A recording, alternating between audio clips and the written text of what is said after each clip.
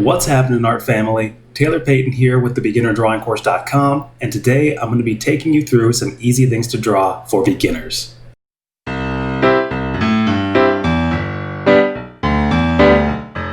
Alright guys, so in this video I just want to quickly showcase a few things you can draw that are relatively easy if you're just starting out or if you're just trying to increase your basic drawing understanding. Simply put, these are basic shapes that will allow you to create other more complex shapes down the line as your skills increase and as you practice them more. Now, I want to stress that not all of these have to be perfect. This is just practice. You're not going to get every single one of them right, or not all of them are going to look good, but it's about volume, understanding, and nailing the basics. That being said, let's take a look at some of the shapes and you can draw along. Alright, so here we are with our first basic shape, which is a witch and or wizard hat. These are really easy to draw because all you need is an ellipse and a cone. And once you can connect those two together, you have your hat. These are really fun, really recognizable, and everybody knows what it is when they see it. So once you're getting into the flow here, you can start with your ellipse and you can erase certain parts away and add contour lines or do whatever you need to do to help create a more 3D looking form. Now it's not necessary, but it is really good practice for seeing and drawing through to the unseen side. Basically, that just means thinking of things in terms of three-dimensionality, in terms of being able to take what you're seeing and imagine it as though it were in an X-ray. So you could actually see through the object like you have X-ray vision. This is an artist's superpower or just a human mind superpower in general that you'll want to cultivate moving forward because it's going to make your drawings that much more believable and that much more volumetric. Now, this has been sped up and I just wanted to get through a couple different shapes and talk about those shapes as I'm drawing them and as I can kind of dole out tips to you here, simply because it shouldn't be a super long video. It should just be something simple so that you can see what it is I'm drawing. Like the cell phone, for instance. I literally just had my cell phone in front of me and I wanted to draw something that was rectangular but also very rounded.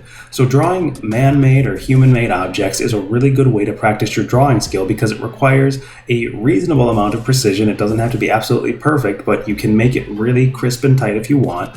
And you can just infer little details once you have the thickness down. Whenever you're drawing a cell phone, you want to make sure it doesn't look flat. So you're going to have to infer that thickness by creating little beveled edges along the side of the rectangle. And you're also having to corner the edges, which is different than drawing a regular flat surface plane.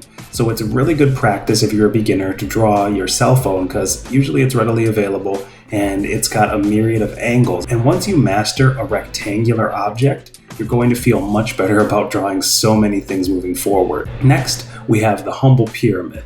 So the pyramid is great because we have a similar sort of square base and an apex that's made up of all of the different triangular faces reaching a finite point at the top.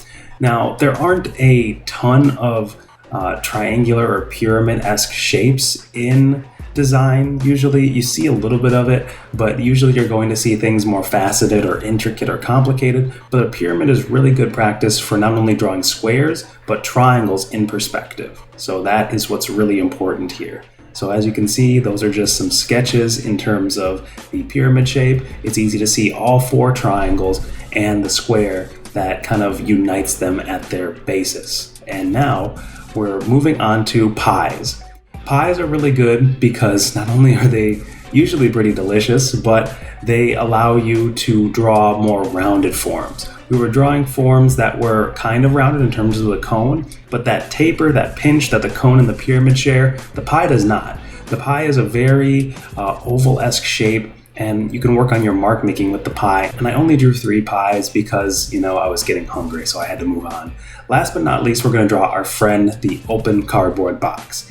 Boxes are amazing because once you learn how to master boxes, especially boxes in perspective or from varying angles, you can start to place things like characters, creatures, spaceships, anything you can imagine in those boxes because you can place them, relative to one another on the picture plane, which is the white space that you're seeing right here, and it will allow you to sort of configure compositions that are interesting and more accurate and really, really engaging to look at, and based on something very solid in terms of visual perception.